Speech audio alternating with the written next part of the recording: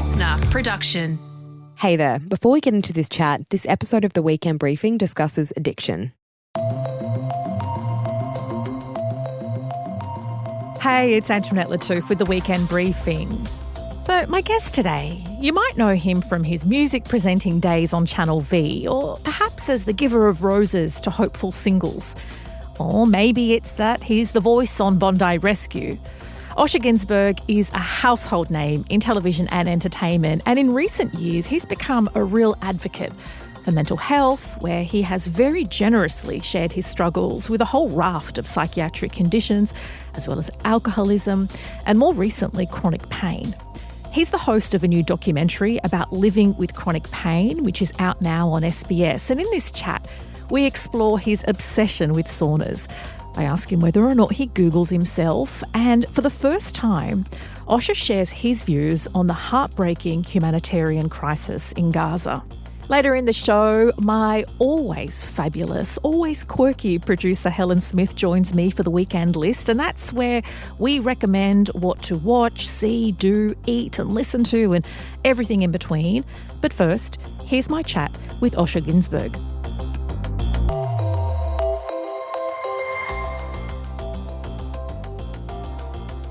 Osher, welcome to the Weekend Briefing. I'm not going to ask you how you are. I'm going to ask you a question that a friend of mine who's a mental health expert and ambassador asks me. Yeah. How has this week been for you out of 10? Out of 10? 12. Oh, that is good. That's a good week. 12 out of 10, but it depends on what's the scale. If you're asking 1 to 10 is the scale. Of what? Of awesome or intense?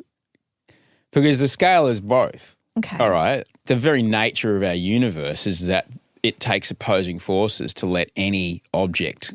The reason your hands aren't falling through that table is because there's a force of the table that's meeting the gravity of your hands putting on it. So all the world exists with two forces pushing into each other. When the forces get out of balance, people like you get to write stories about it, right? So out of 10, my week, those forces are 12. It has been equally fucking awesome and equally fucking whoa. I've done it's been a huge week. You're smiling, which is a good thing. Yeah, because this is life though. Yeah. Life is everything at the same time, and to expect it to be anything different is to put yourself in line for a bunch of disappointment and sadness. Usually when I ask that question, I just get a digit, but I love your grand explanation of forces, opposing forces. But it's true. It is true. Yeah. I like to think about things on a very wide angle. Yes. All right? Because when we think about things from a very wide angle, there's more space for the things that are shit or great. If we think of things through a telephoto lens, then everything, it gets very singular and we run out of options. In terms of options, when you were younger, there's a question that everybody was asked, what do you want to be when you grow up? Are you where you wanted to be when you grew up? Or are you still figuring that out? Depends. Like I'm a 50-year-old man who is, it's not uncommon to be a 50-year-old guy who's worked your entire life in an industry that suddenly shifts and now you're out of work. So but my industry is a very public-facing one. So I'm not the only person in this situation with the financial responsibilities that come from being at my age and my stage of my career. I remember, I think I was about 4 or 5 standing on my coffee table at home in Kenmore in Brisbane. There used to be this TV show that was like, fuck man, it rated its tits off. It was the Test Pattern. It was just on every channel all day in Brisbane. Yeah. And they played classical music. And it was the ABC because we didn't have SBS up there at that point. And I was on the coffee table conducting the classical music. And I remember doing it. I'd seen an orchestra and I knew that was a job. And so there was something about performance or connecting and music that was like, this is the thing, man. This is it. So it's always been connecting with people through performance. That has been it. I'd like to think, and what I try to do is I try to make people feel less alone, whether it be through the books that I'm writing or the podcasts I make or the films, the documentaries I make. One of the things I do, and I'm going to admit it, and I wonder if you do it too, do you ever Google yourself? Don't need to because I have a Google alert set up. Yes, I do. Because in my profession, anyone who manages a brand knows that it's just what you need to do. Yeah. You need to do because you've got to jump on spot fires when they arise. And how do I put this? In the searching for cheap clicks, people sometimes publish things that may be inaccurate. Oh, that is very kind of you to say and it is that. important to correct those inaccuracies. Right. But, so the thing is, though, I mean, I get the Google alerts too, but when you Google yourself, there is another section down the bottom which brings up the things most Googled about you. And I have two things that are most Googled about you. Oh, yeah? Is Osher still married? Even though I forgot to wear my wedding ring today, yes, very. You are. And why is Osher Günsberg famous? I'd like you to answer. I wish I knew. I'd like you to answer that second question. Famous? I don't know. I don't think I'm famous, you know. I don't think I'm famous at all. I've seen people who are famous, and I'm not it. Okay, well known. What are you known for? I've had a job that's in the corner of everyone's living rooms for the last 25 years. Do you think it's mainly handing out roses at The Bachelor? Depends on how old you are. Well, The Bachelor franchise has been over a decade, right? Yeah. Yeah. But before then, it was Australian Idol. That's correct. In the early noughties. Depending, if you're a certain age, I'm the guy from Channel V. If you're a certain age, I'm the guy from Australian Idol. If you're a certain age, I'm the guy from Bachelor. If you're another certain age, I'm the guy from The Masked Singer. There's a kid, when I pick up Wolfgang from his daycare, he comes up to me and goes, "You do the talking on the Blue Bottle show." What's the talk? And I said, "That's right, I do." And what's the Blue Bottle show?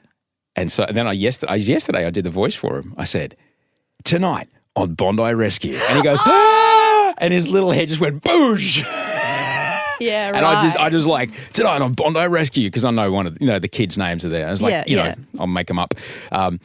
Joseph's in the sandpit finding a Tyrannosaurus Rex. And he's like, "Oh," and his head just fucking exploded. It was awesome. So, yeah. And so since 2005, I've been the voice of Bondi Rescue, which is one of the greatest exports of Australian television. And so it depends. I've just been a part of people's lives because I like to think that if you hire me, I'll deliver. And I'll deliver in a way that makes me a better choice than hiring anybody else. That's the only reason I'm around. 2 seasons that aren't coming back. You alluded to it earlier when you said that, you were out of work or the industry changes is The Bachelor and The Masked Singer. Mm-hmm. Was a little part of you happy for The Bachelor to come to an end? No. Why would I be happy? This is like an amazing part of, there's 1 or 2 seasons of something that's interesting. If you go for 11 years and I think we made 23 separate seasons of it, like that is like a cornerstone moment of popular culture that you get to be a part of. There was a shift though, and maybe this is just from my perspective, where in the earlier seasons, particularly with season 1, we saw the first time this format was introduced to Australia, the couple, wonderful and intelligent and still together, and I think they have a couple of children now. As the seasons went on, to me, it would appear that some people weren't necessarily there for love. They were there for what the franchise could bring them afterwards in their careers. I wonder if you became cynical in any way as to whether the series was really about love or more about helping people have influencer careers afterwards. I disagree with that entirely. It's always been about people falling in love. Reality television is far more complicated than people may want to think. Yeah. There's so much that goes on to make what you see happen, all right? Because ultimately it's all storytelling. And what is the currency that we trade in when you make reality television? I don't care what you're making, whatever show, cooking, singing, making houses, falling in love. The currency you're trading in is authentic human responses and reactions to a critical decision point, all right? Even in Drive to Survive, that's what the show is, right? They're billionaires, but you see, Lance's, the son, I can't remember his name is, the driver. You see him get real mad, that his son's been a dickhead, all right? He's a billionaire, he doesn't give a shit, but his authentic response. So the thing with those shows is very much you might be straight-laced, you've got a lot of media training. When we put you in front of a camera, you will whether you realise it or not, put on a particular front for the show, all right? The trick is, though, if you have a relationship, if you form a relationship while you're in that state, it'll be inauthentic because you're not being you. So to get you to be you, it's important to find out and it's important to react to things that reveal who you are. Yeah. All right?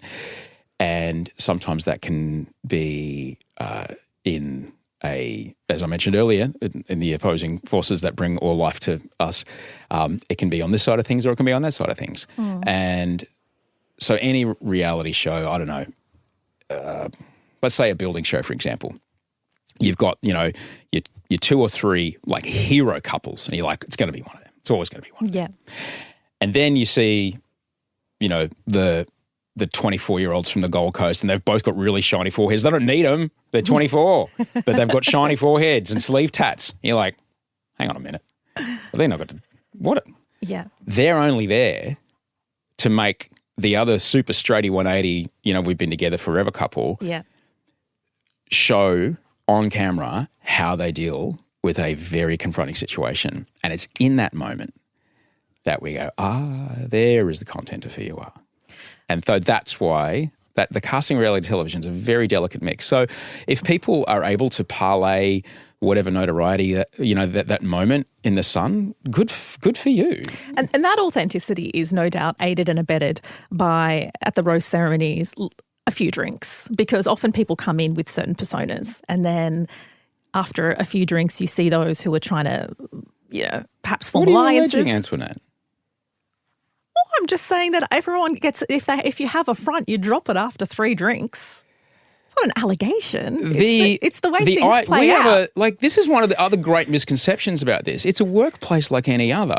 Yeah. There are enormous standards of duty of care that there's no way I would ever be involved in anything that puts anyone at any risk. I was involved in getting the first psych on set. An Idol, like 21 years ago, right? The people, looking after people that come to be a part of these shows is enormously important. At a huge, it's a workplace like any other. No.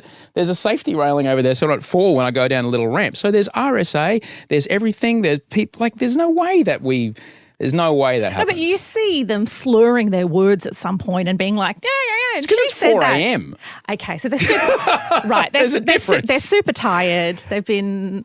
Is that why? Because it's 4 a.m.? Well, sometimes. Okay. Sometimes we don't normally shoot to that time, but occasionally, people, they've been up since forever. Yeah. And bear in mind that they're long days. Yeah. They're really long days. And if I won't say who it is, but there was one particular person who worked on that show that had a career similar to yours. And I reckon I asked them the same question for 45 minutes. But the final answer was the one that made the cut. I just kept going at every angle because I just needed them. The whole show doesn't make sense unless I figure out what's the reason they're there for.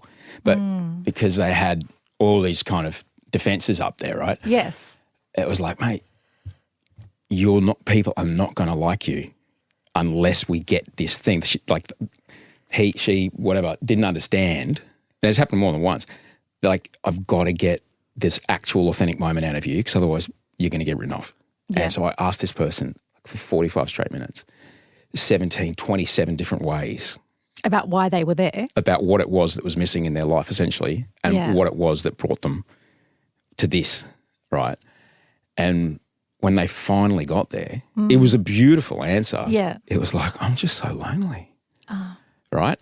Boom. Yeah. There we go. And now the person watching goes, I can relate to that. Yeah, I can connect with that. Yeah. It's all in the service of how do we, because if you're inauthentic on camera, Australians will know. Yeah. We'll know. That. I click my fingers a lot. Yeah. It's fun to believe the fantasy that it is what you're talking about, but it's not. It really isn't. I'd love you to spend the day on a set on one of these shows and you'd see that it's not what you think it is. In terms of vulnerability and authenticity, that's something that I think really defines you and separates you from a lot of other male presenters, I would say. And one of those moments that was really difficult but important for me to watch was when you were on You Can't Ask That, talking about Oh, OCD. yeah. That was a few years ago now. This is my Kirk Docker memorial mullet, by the way. Is it? Oh, what a legend. He has an ability to really get people.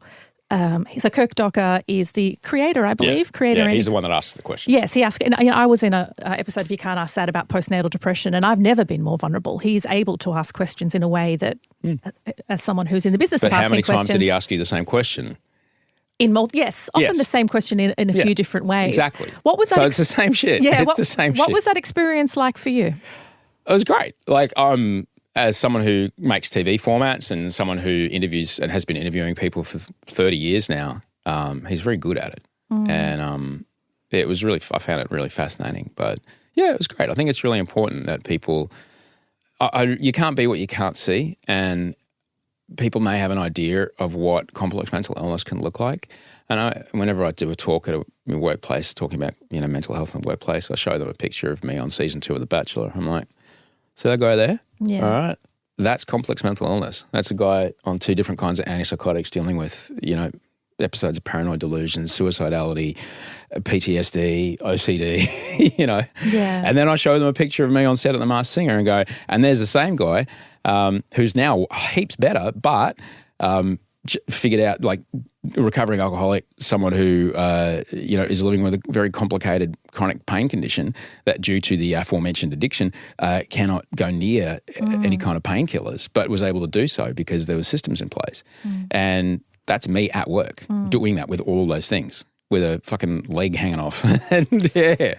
Well, we're going to get to this new documentary you have on SBS about chronic pain in just a moment, and that is out now.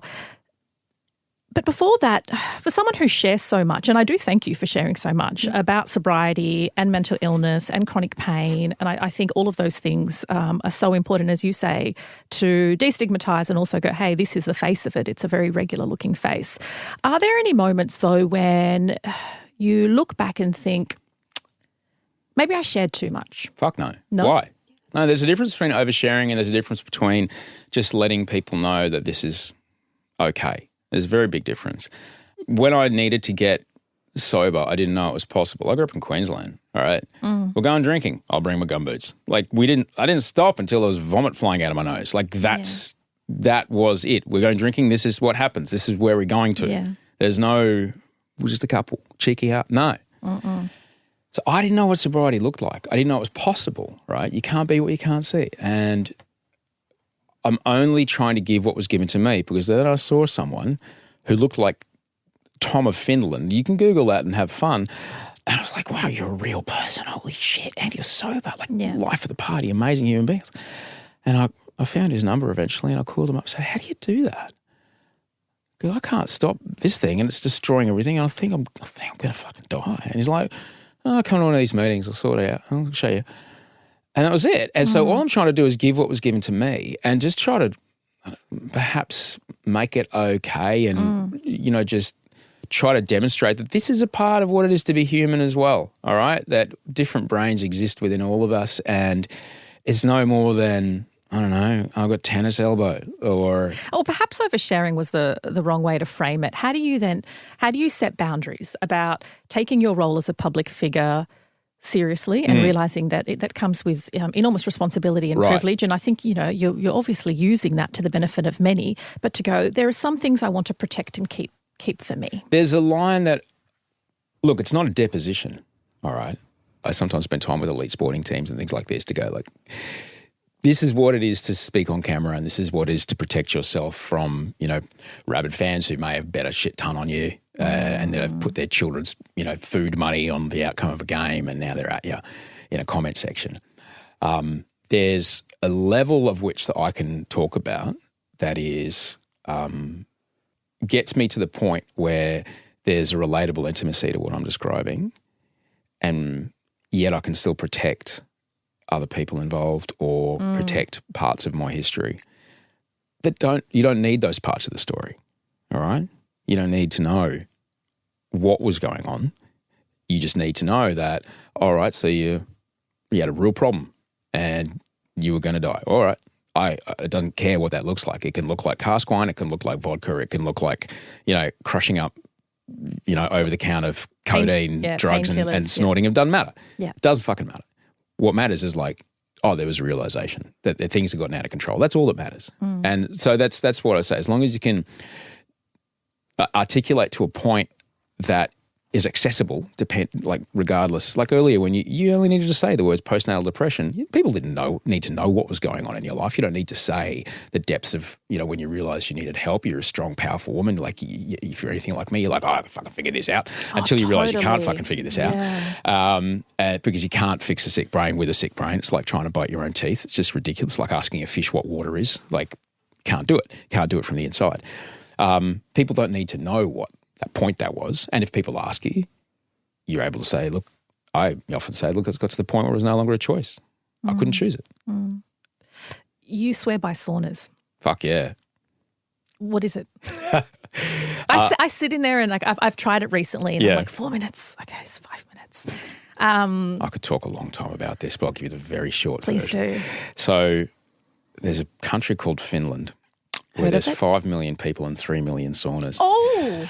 And so the data that comes out of this particular very longitudinal study, I think it was like 20 years or something, and with age cohorts right across the spectrum, up to the 80s and down to the 20s, is the number one thing that you can do to reduce all-cause mortality is deliberate heat exposure.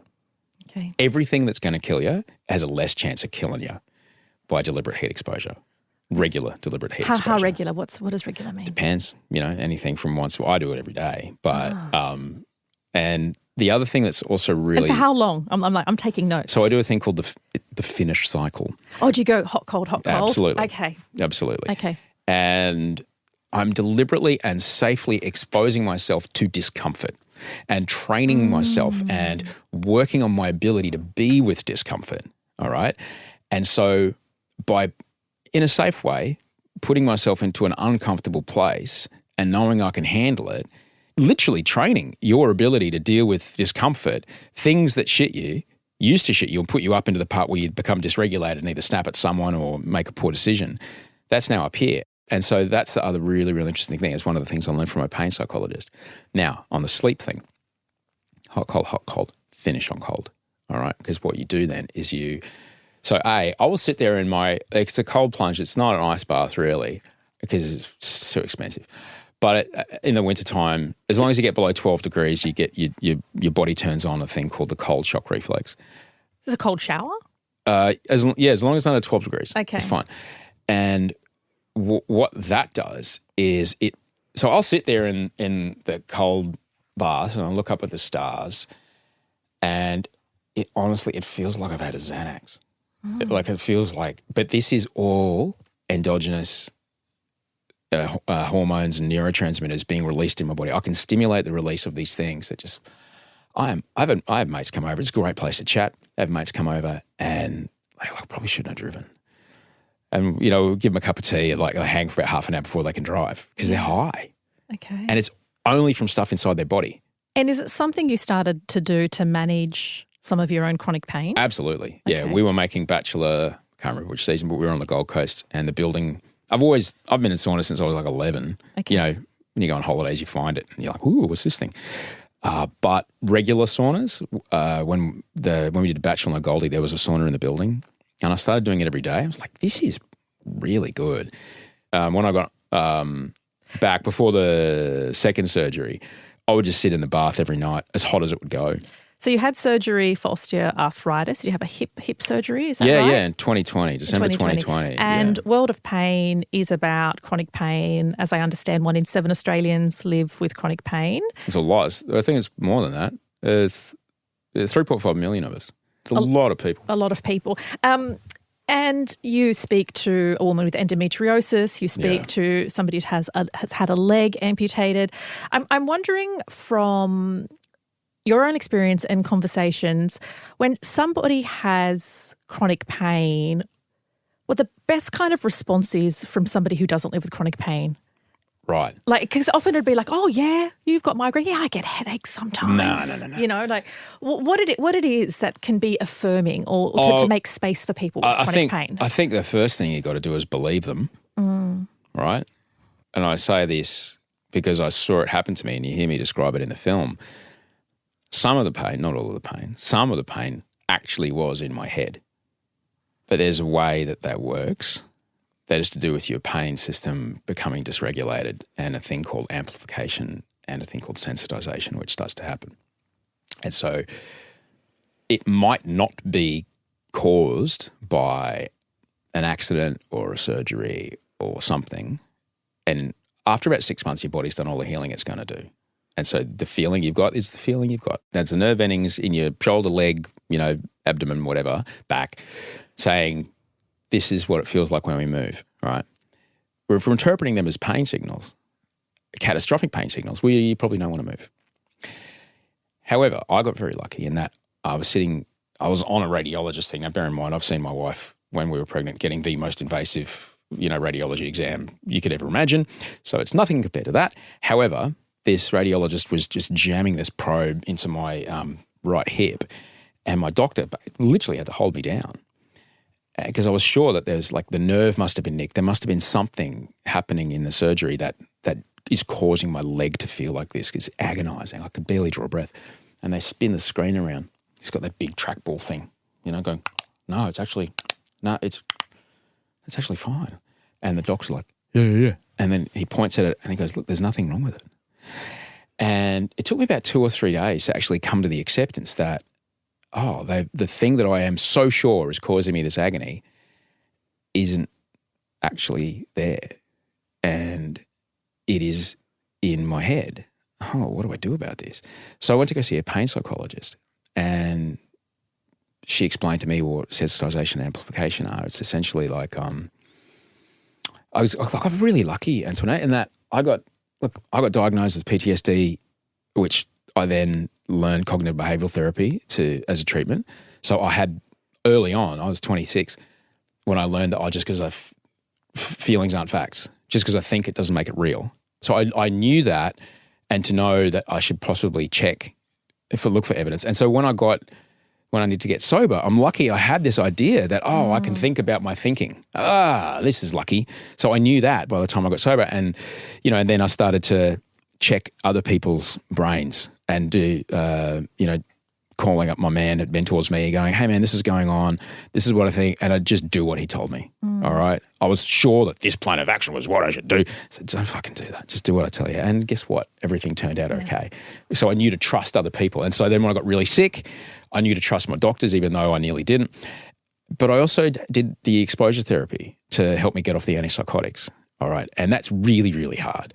Exposure therapy is when, I was at a point, Antoinette, when the smallest object in a room would set off the most catastrophic, cataclysmic cascade of terror. All right.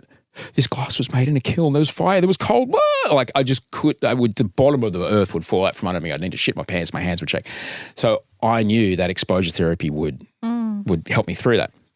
And I tell you this long version because when I sat down with the pain psychologist to get around the amplification and the sensitization, it is essentially, if you, as a kid, your family dog or cat, budgie, whatever, was absolutely creamed by a red hatchback, crayon down the tarmac, right? And you've got this vision of this animal you love just completely mincemeated in front of your house, right? Every time you see a red hatchback, your body remembers that moment and you feel this, So what you'll do is you'll look at a picture full of cars and the doctor will say, which one? Find the red hatchback, and you'll see it. You'll feel a bit of it. And then slowly over time you go to that. So what my pain psych was doing to me was going, okay, just find the pain. And I didn't want to think about it, all right? I was avoiding it. But if everything we avoid gets bigger, all right, it really does. It's that's why we have dreams where every time we turn around, the monster's larger. And so she would ask me to go and find it. And then over time, I was able to rewire my brain's relationship to these benign sensations, which it was reinterpreting. If you say that hatchback, you're like, this is danger. It isn't. It's just a red hatchback. Well, obviously, pain psychology is really important. Do you see the complexity, though, in a medical system that for a long time hasn't believed women about their pain? A lot of women with endometriosis have said that their experience in getting a diagnosis took many, many years, and that for a long time it was it's just your regular monthlies and so obviously pain psychology, there's a place for it and it's important. It's great that it's helped you. But at the same time, there is this need to believe people about their pain. Look, when we're making this film, so my own story is just the entry point to the doco. I don't have a womb. I will never have endometriosis, nor will I give birth to a child. but it was extraordinarily important to me that we covered endo and Yes. childbirth, because the fear of the pain of childbirth can really change your experience and be quite dangerous for you and the baby. And having seen Audrey do it, she's done it twice, but I only saw her do it once with no drugs at all. I was like, holy shit. Like, no wonder men are so terrified of women, because we can't do that. It made sense to me. I don't know if I would particularly put blame upon a GP who's literally trying. My mum was a GP. She was an anesthesiologist and retrained as GP because in the 70s in Brisbane she showed up and couldn't get referrals. Brisbane. And it was very much the boys' club.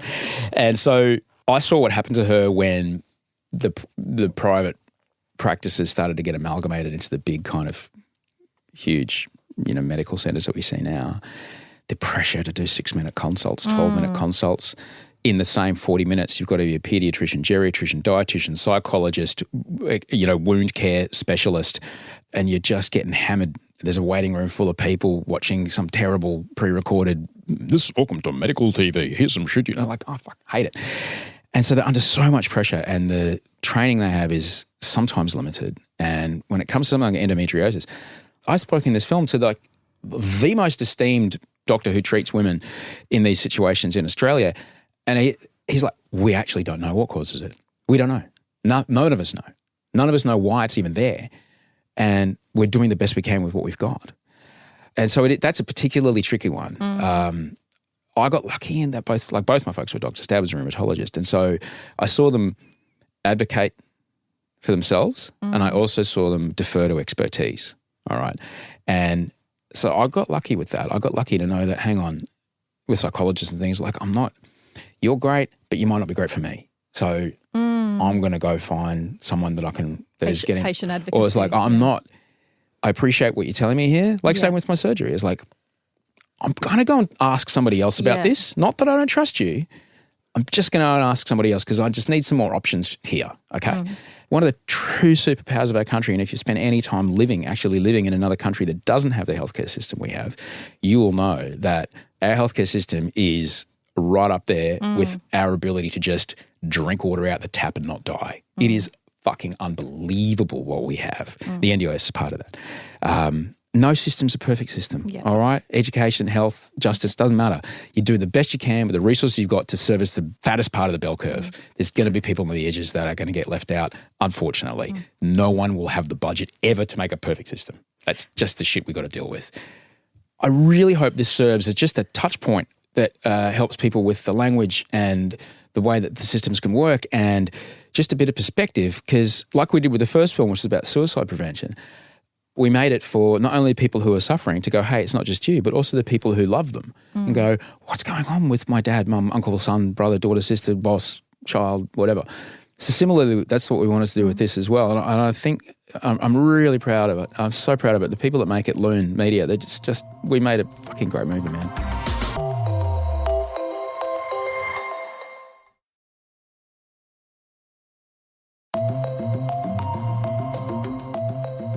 So 12 years ago, you changed your name. Well, you had a stage name of Andrew G. Yeah. You took on your surname again, Günsberg, and you changed your first name to Osher, which means happiness in Hebrew. Are you happy? Look, yeah, but I'm happy at the same time with the space for the discomfort I feel in my body, for the tricky navigating. There's a difference between getting married and staying married. All right? Yeah. People should know that.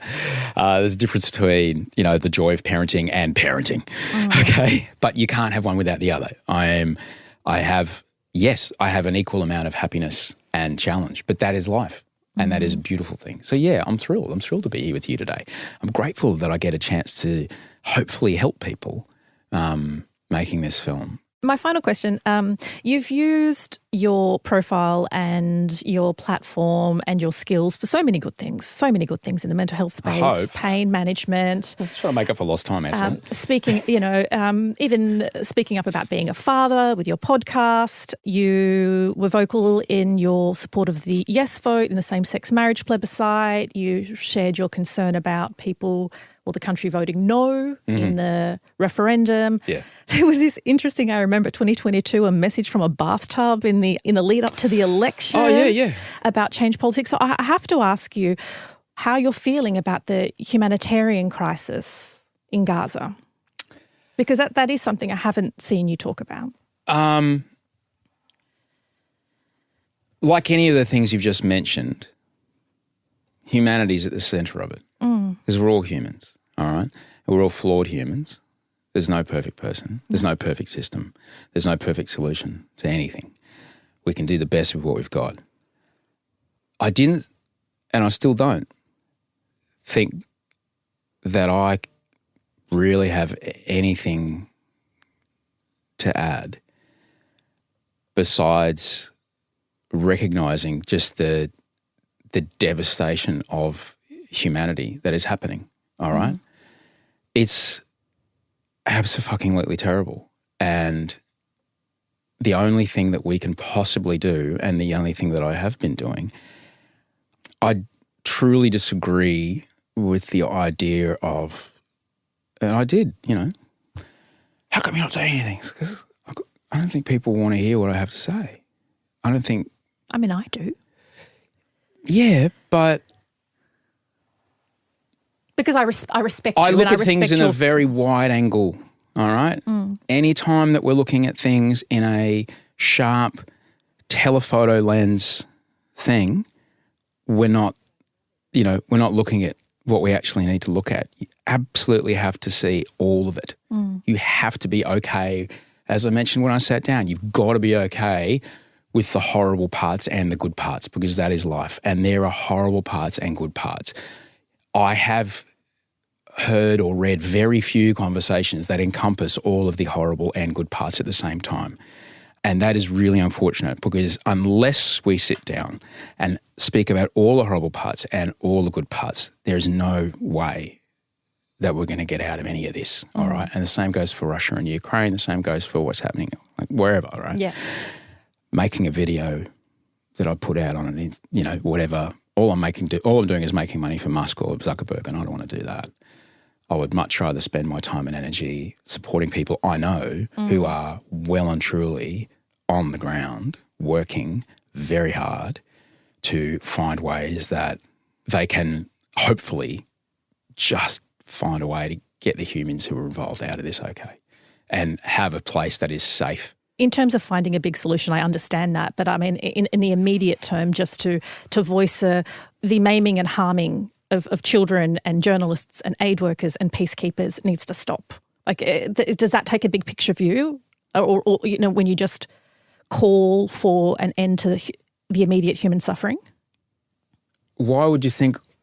I don't think that kind of thing. That I've just told you that, stopping suffering and helping humanity is the only thing that's on my mind. Okay. And I've just told you that.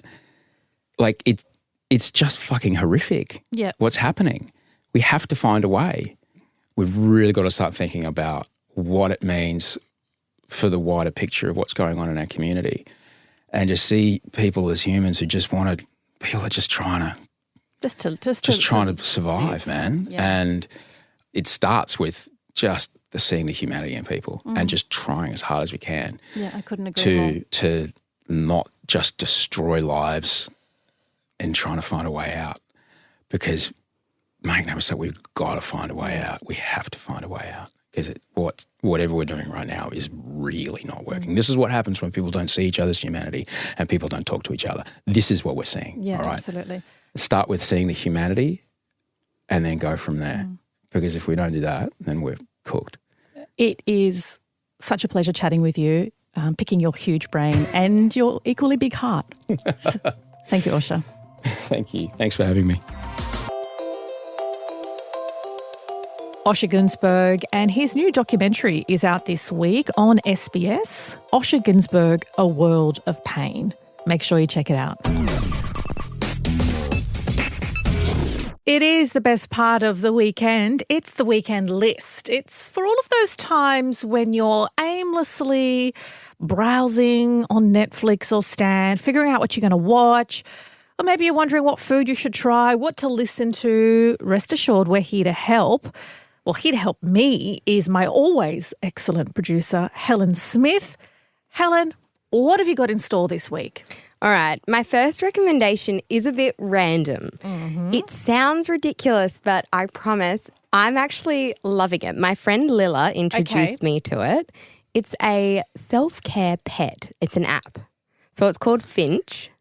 Right. I know. Okay. It sounds weird, but it's this free app and pretty much you have this little finch, like a little bird that you look after, but you're doing self-care things like you have to tick off a list like get out of bed, drink water, wash your face, take a stretch break. Like it's reminding you to do this, but it's addicting you to this little pet that you like buy cute clothes for and decorate its room. But at the same time, it's reminding you, hey, take a deep breath. How are you feeling right now? How are you feeling today?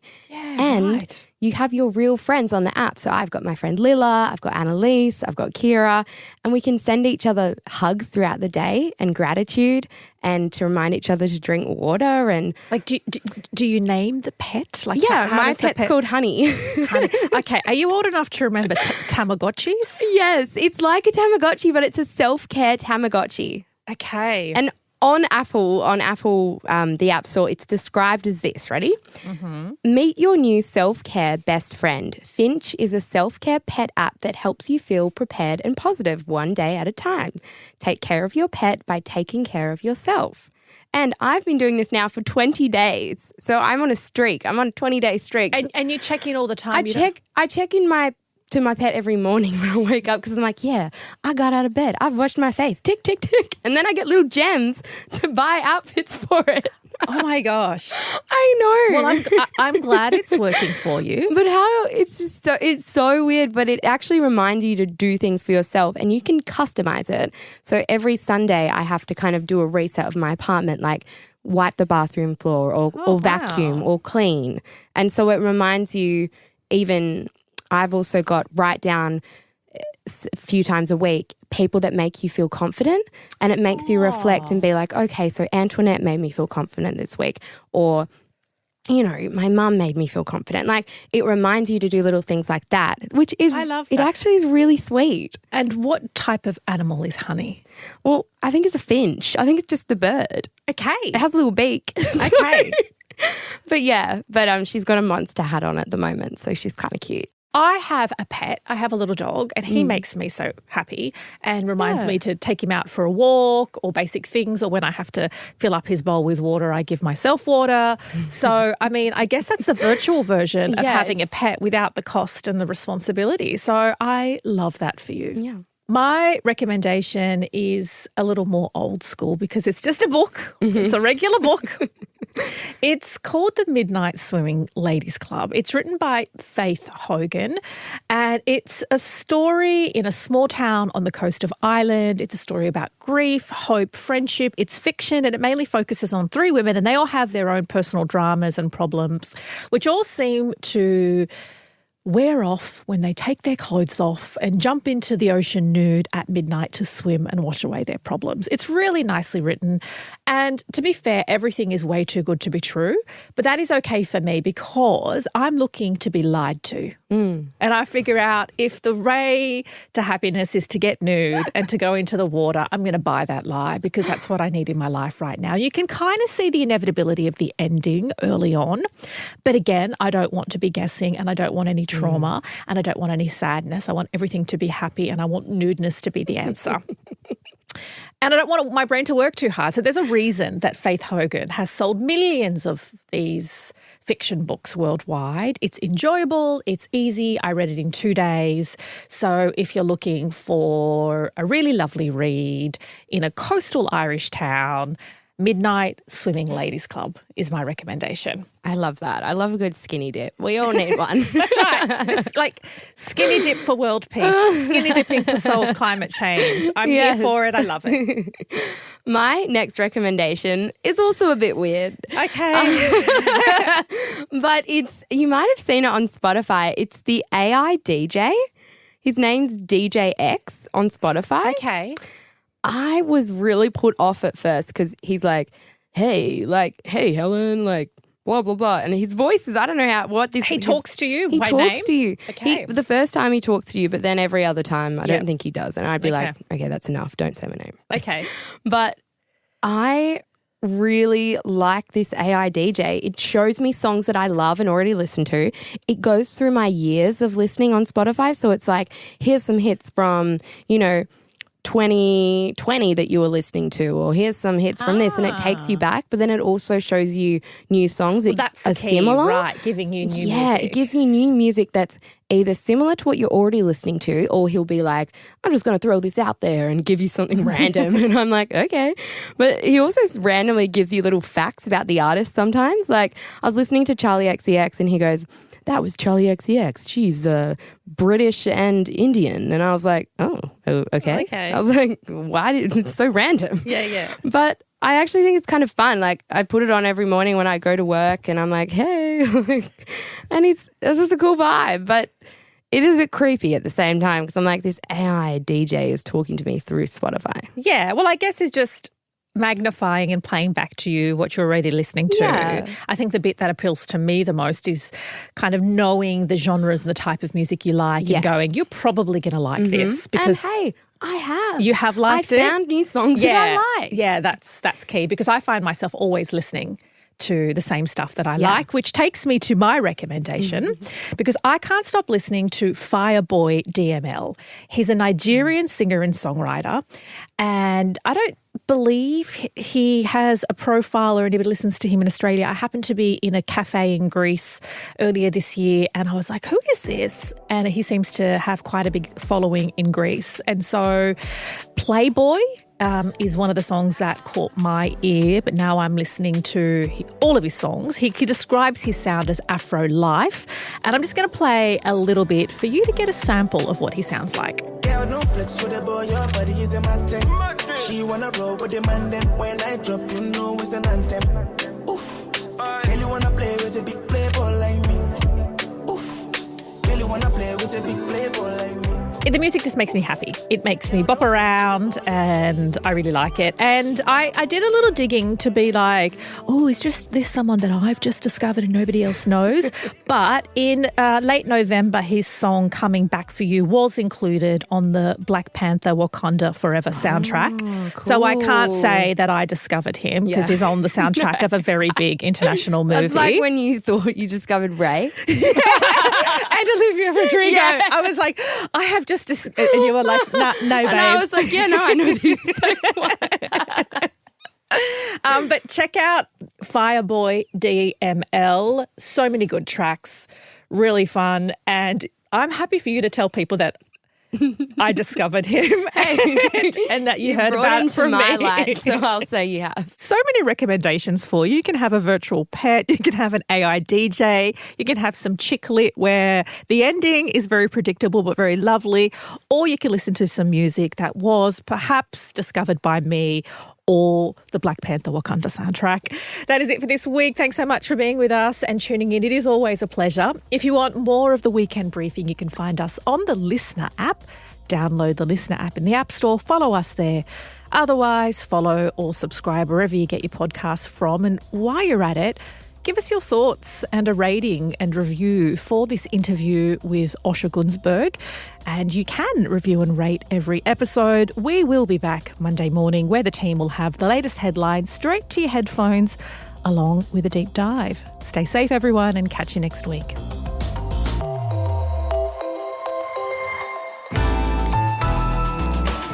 Listener.